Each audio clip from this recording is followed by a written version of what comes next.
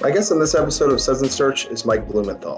Mike is the founding partner of GatherUp and the co-founder of LocalU. Mike is one of the most important voices in local SEO. His motto is all local, all the time.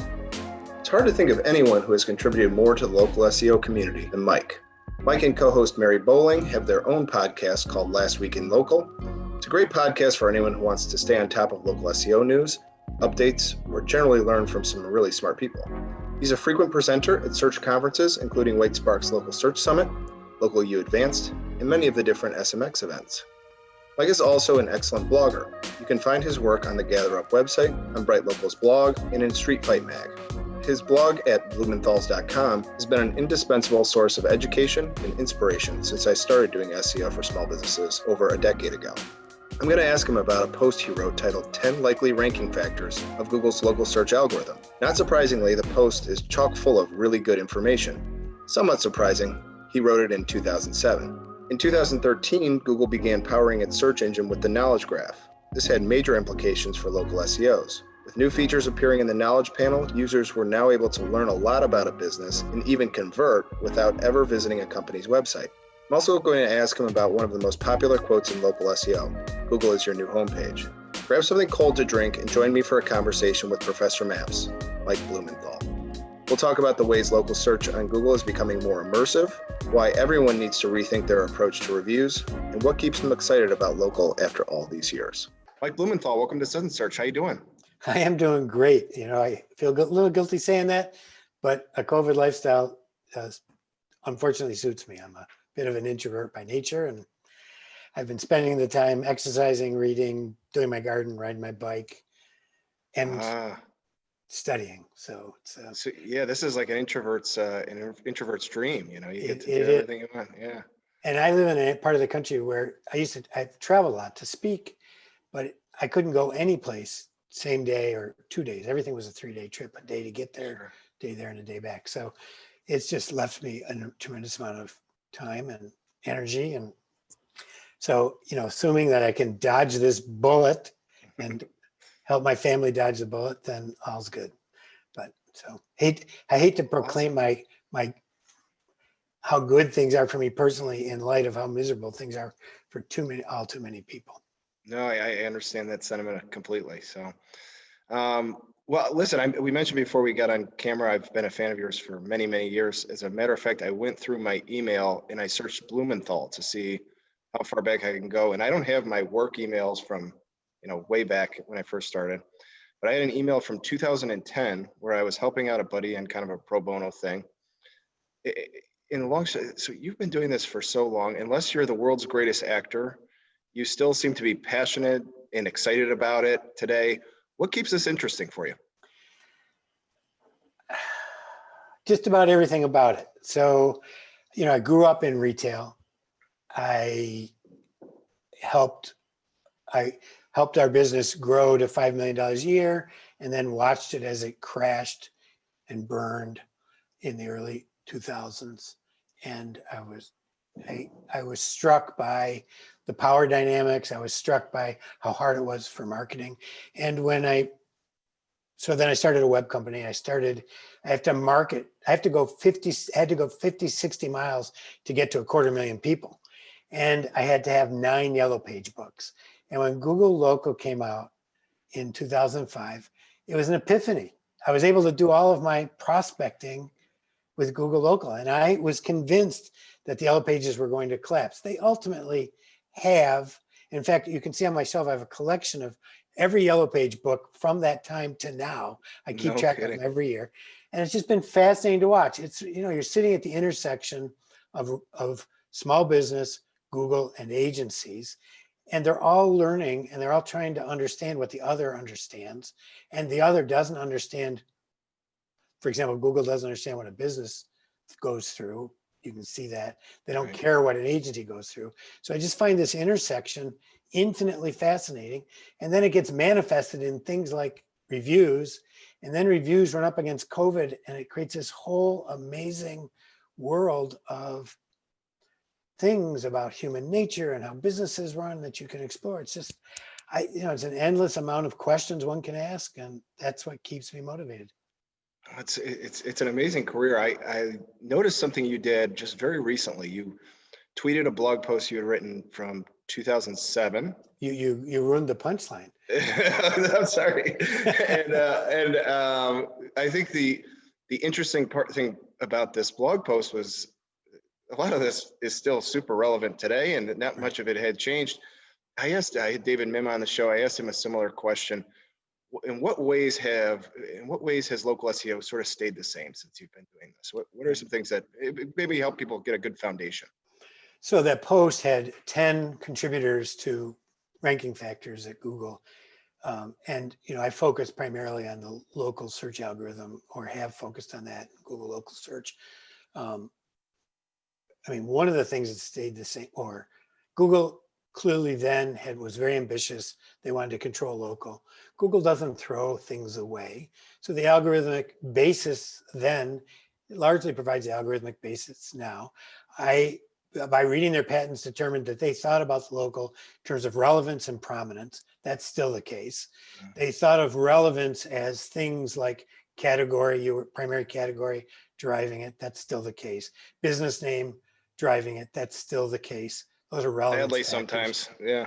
Badly, but still was clearly a factor back then for them to understand. So relevance, the idea of relevance and prominence driving the framework of search is absolutely the same. Now they switched from it being a web result, recreated. They would rebuild the world every 6 weeks in local. They would take all the web scrapes that they found about a business and reconstitute that business every 6 weeks. So that was disastrous, because if you had a bad phone number at website A and a different phone number at website B, you never knew which one they were going to pick. So it created these sort of monster listings. So that led to the idea of NAP consistency as a critical way to keep your listing clean. But then when they switched to the knowledge graph in 2012, and your canonical listing became the canonical listing, as opposed to them rebuilding it every 6 weeks, that all ended. So one of the things that's changed is the need for NAP consistency to keep a good listing at Google has died, even though people still insist on being sure that ST is always ST as opposed to, clearly Google can resolve all that. In fact, they can associate information about a business with very little information now. It used to be they needed more to do it accurately. But so, and then in terms of prominence, there were things like, links to your homepage was a critical thing, still is. Internal links from your website using semantically related words and website searcher was a thing then, still is. Images were not as big then as they are now. Google has gotten much, much better at understanding the content of an image and delivering images that match searcher intent, which is fascinating to me, because if you go to do a search on engagement rings Williamsville, you can see that the knowledge graph and the organic results and this new photo search all have engagement ring photos in them. And then if you change that search to earrings in Williamsville, you'll see many of the same listings, but you'll see the imagery has changed to match the query. They show earrings. Google's gotten very good at understanding images, and so something that's different. Is that an AI? Yes. Yes. If you go to Google Vision, their AI API, you can actually drop an image into that as a test and see how they understand it. And it will then give you a sense of how Google parses the elements of that image.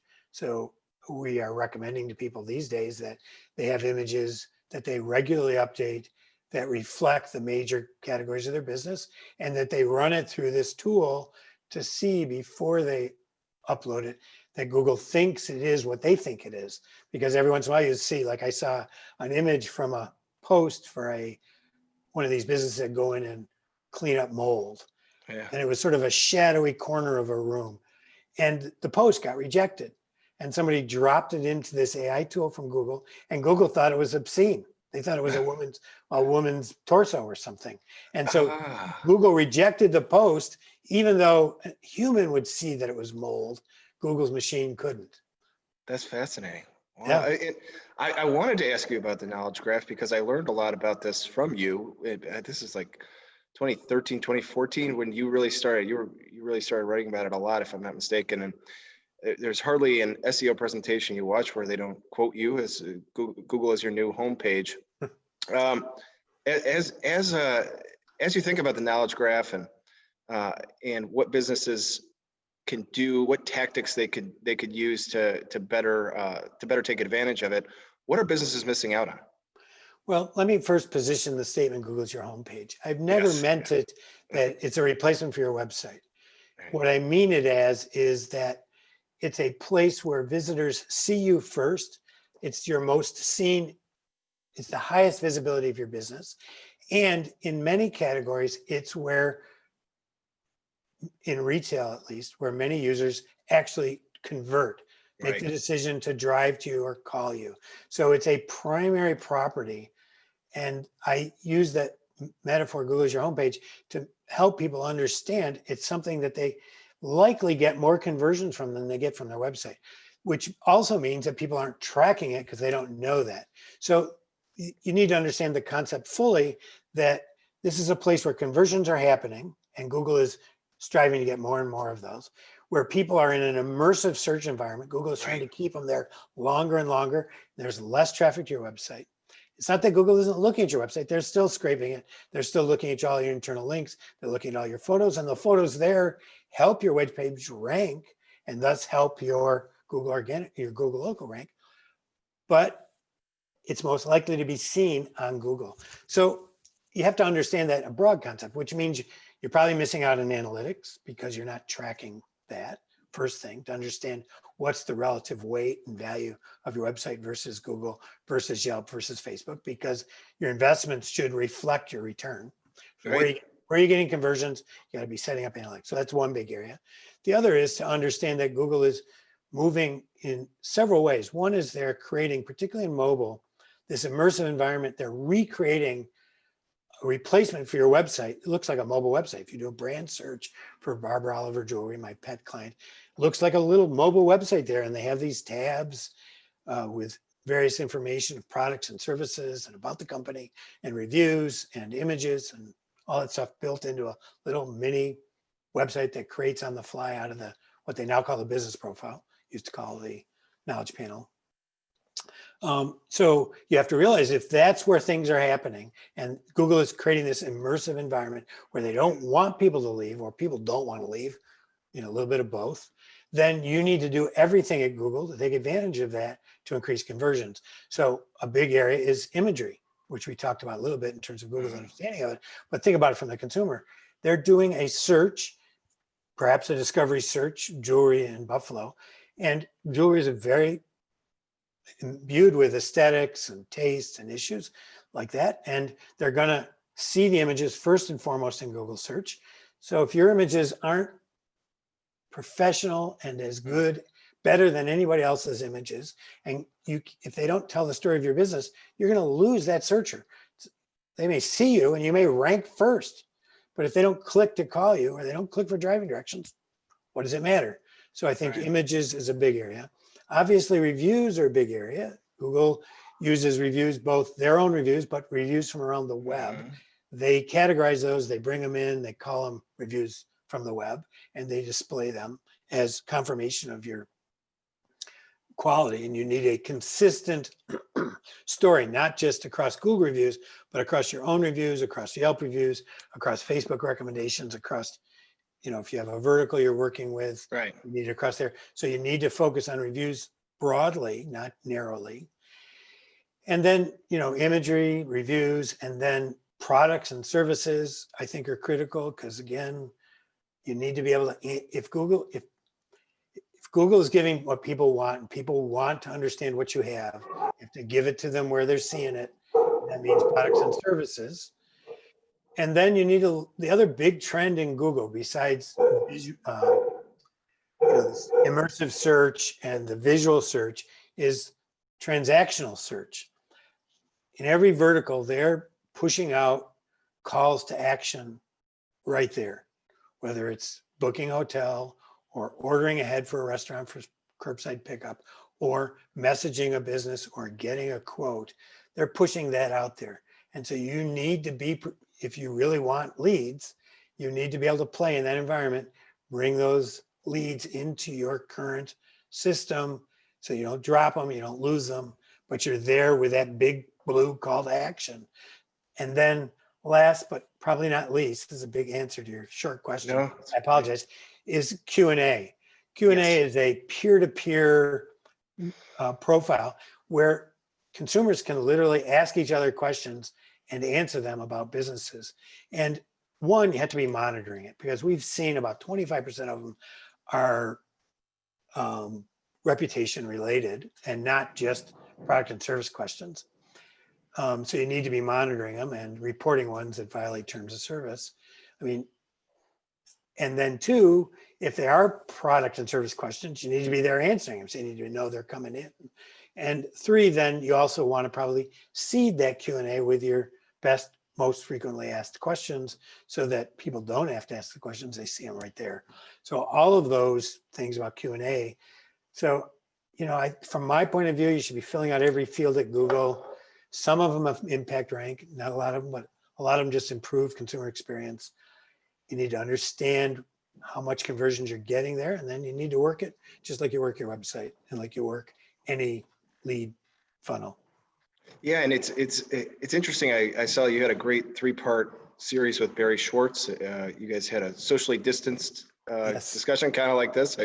I'll try to link to it in the show notes if I remember. But you used a word 2 or 3 times in this show already. You use it a lot of times with Barry, immersive. That's really, I would say, almost a bold term on the study guide for the test. What does that term mean to you? So I learned that term from a Googler Okay. in Local who said to me that Google's goal was to create an immersive experience for the searcher.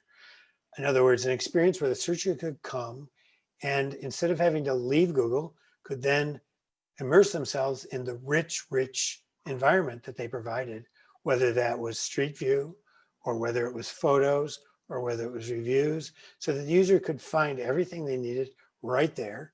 And you can particularly see this in the tourism business. You can start by trip planning, and then you go down, and then you get into city plans, and then you can see events, and then you can find hotels. And it's like, the other term for it besides immersive is the Alice in Wonderland's a rabbit hole, right? Sure. I mean, you go down it, a searcher goes down it, you're not getting them. You've lost that searcher. They're not coming to your site. And that's Right. by intention of Google. That's not an accident. So immersive search is that idea that they are leveraging this rabbit hole. They claim for the benefit of the user. Obviously, it's a mutual benefit to the user and them. Google wants either the data or the last click for the conversion.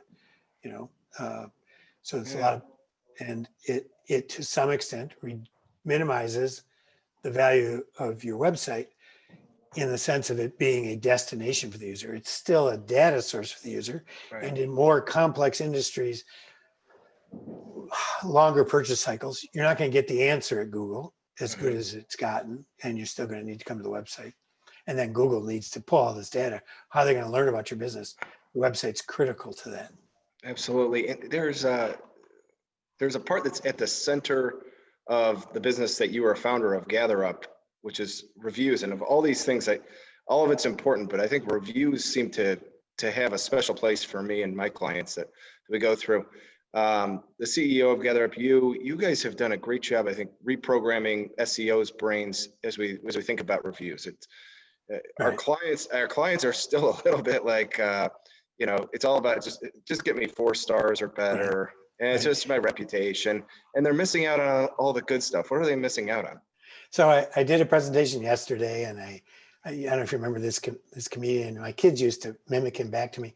This is what you're saying. This is what I want you to say, right? What most users and agencies say is get Google reviews. That's their plan. I mean, reviews need to be part of a strategic vision of the business for, in the ideal business, you gain a new customer and that becomes a customer for life that cycles back through. And that customer finds you again and cycles through your process, leaves you a good review, and then comes back into the top of the funnel and comes back through your business. This is the hourglass that John Jantz defined, right? That's for many businesses, that's the ideal flow where the customer creates a lifetime relationship with you and is willing to share the value of that relationship with others, creating, infinitely growing customer body for you. And reviews play a critical role in that in terms of not just getting more reviews at Google. It's like, okay, you got one more review at Google. So it's like another notch in your belt. I mean, reviews at Google don't give you a linear benefit. In other words, as reviews go up, you don't get continual rank improvements. You may get an improvement at 10 and then another improvement at 100, and then your rank just stays the same. And if you have too many more reviews at Google than your competitor, it starts looking suspicious. So, so there's that, which is just that you need to diversify your review program because it's a 5-year plan and you need them everywhere so that when Facebook switches out of reviews, you can handle it. If Yelp becomes less relevant, you can handle it. If Google shuts off reviews or breaks them because they do that, you can handle it, right? So you need diversity. You need to look at your reviews though. Firstly, at GatherUp, we break it into three big ideas: gathering, managing, and marketing. So reviews can contribute to each of these in a great way. So gathering, how can you best optimize the consumer funnel to get your reviews, right? It is the customer, and what we see frequently is a personal ask combined with an automated follow-up, some sort of integration with your accounting system and a personal ask. But in the case of a restaurant, that doesn't work because they can't get the automated follow-up because they don't have the email address. Right. So there, you have to analyze it and say, gee, they can't get the email address. Let's put the customer in charge of it. So we put out a QR code that initiates text back. So part of the gathering is what's best for the customer to maximize it. Then the other part is where you're monitoring, and you should be monitoring Google. The new Google review attributes is critical to monitor.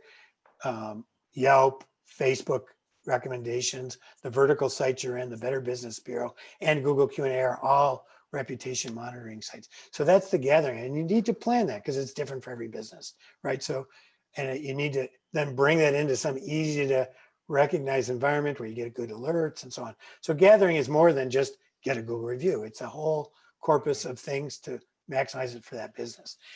Management, reviews are rich source of data. They can help you understand your business in a consumer's language. They can help you understand, when analyzed correctly, you can look at your 3 and 4-star reviews and understand what it's going to take to get to a 5-star review. It's not just looking at the rating, it's looking at the sentiment in the review. So you can filter out all of your 3 and 4-star reviews and say, oh, there's a trend here that Steve is not very good in service in the 3-star reviews, that we did great. So if we fix Steve, we're going to get more 5-star reviews, right? So it contributes tremendously to management. And then in marketing, it's like, okay, you got a Google review. What's it going to do? Sit on the shelf like my yellow page books I mentioned earlier? What value is that? When Aaron pointed this out to me, it was quite brilliant. We built a tool that allows you to take your oldest reviews and quickly and easily turn them into a beautiful graphic, because so much of social is about visuals these days, and repost your oldest review on Facebook or Google Posts or Twitter, or save it in an Instagram format or for your website, taking these old reviews and reusing them as social posts because they're visually so attractive and they're in the consumer's language. So marketing. And then the other thing that we did, which is very cool, is we have a feature that looks at all of your first and third party reviews by keywords. So you create a tag. Let's say the tag is COVID, and within the tag, or let's say the tag is engagement rings. And within that tag is any review that has the word engagement or ring or wedding band or custom engagement design, whatever, words that relate to engagement ring. We then tag those, all the reviews you get from your own reviews, from Google reviews, from Facebook, and we stream them in real time to your engagement ring page.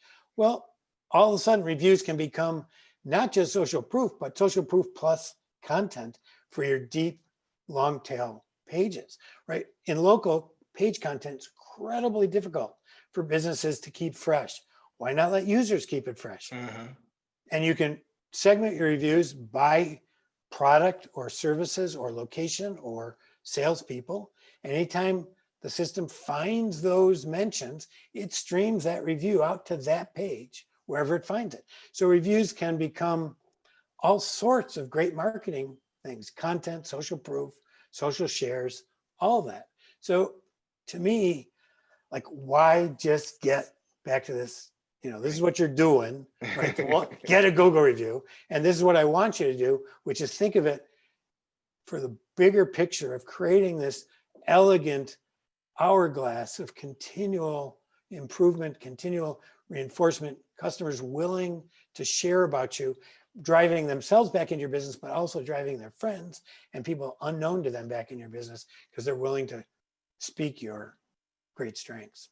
And then if you do get a bad review, to me, a bad review, a complaint is a building block to a better business. Right. It's like, this is how you improve. You read them, you take them to heart, and you figure it out, right? So.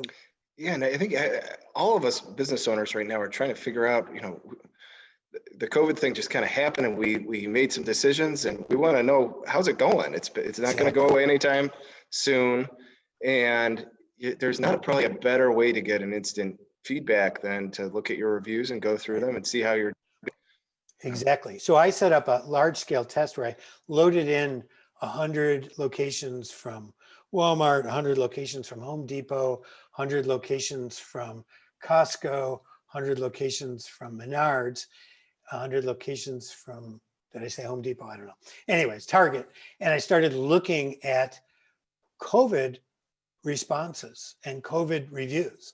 And we tagged all the words around COVID and social distancing, COVID-19, virus, pandemic, all those words. We tagged them and started comparing them. And we found some interesting insights that almost every business that had to be open, was allowed to be open during the worst of the closures, March through June, lost at least 1 point, went from, 90 days prior from a 4.6 to a 4.5 or 4.4 to a 4.3.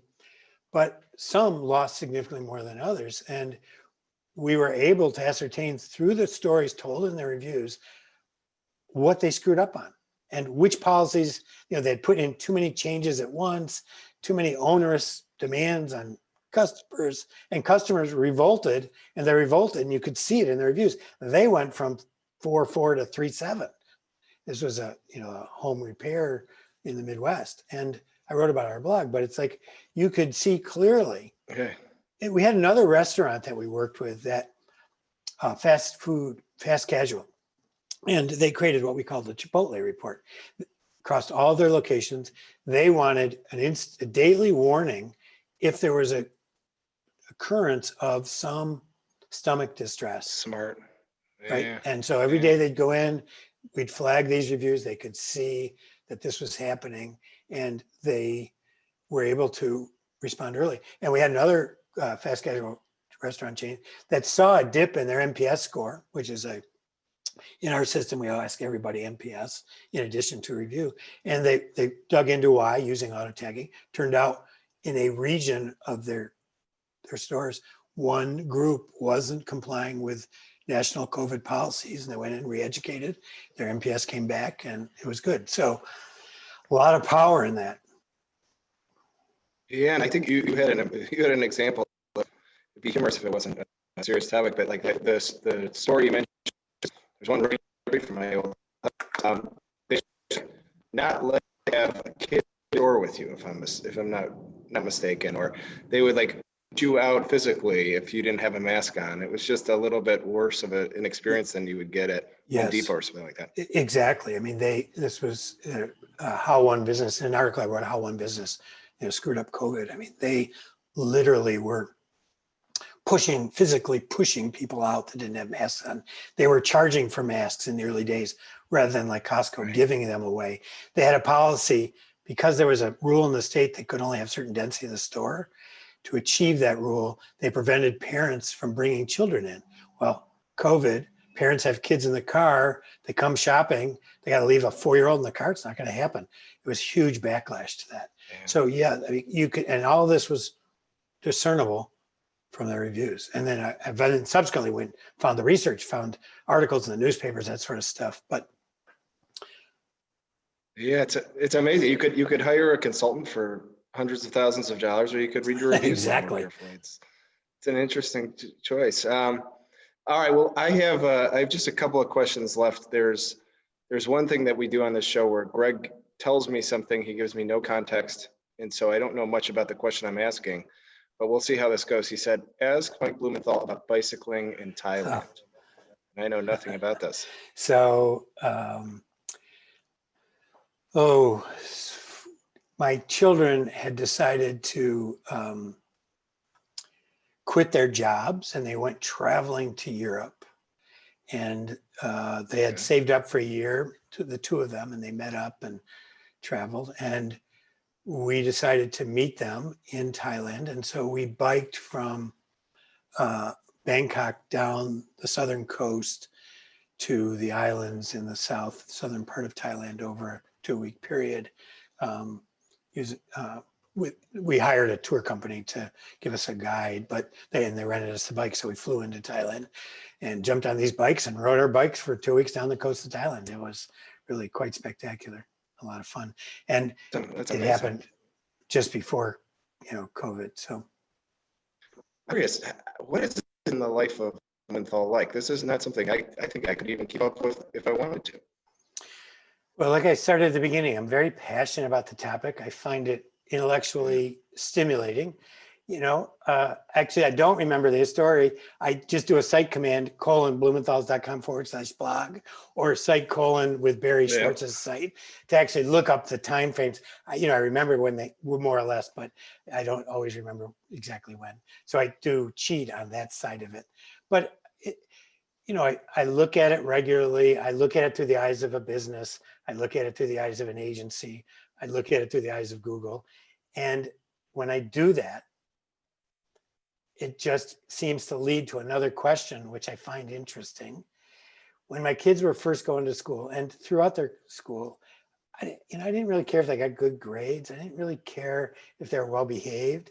I said to them when they left and got on the bus every morning, ask good questions. So I said to them, and they got me an apron. I love to cook, and they got me an apron that on one of my birthdays it said something like, still cooking up good questions after all these years. I mean, for me, it's just a way of staying engaged in the world around me and in a world that I love, technology, business, agencies. So it's I wake up every day, I'm reading, I'm searching, I look for changes and try to learn something new. Well, outstanding. Well, I want to put out all kinds of ways that people can connect with you. You have a podcast this week in local. How else can people get in touch with you, Mike? So Mike at blumenthals.com. I have an open email. Mike at gatherup.com if it's a review related question. M Blumenthal on Twitter are the main areas.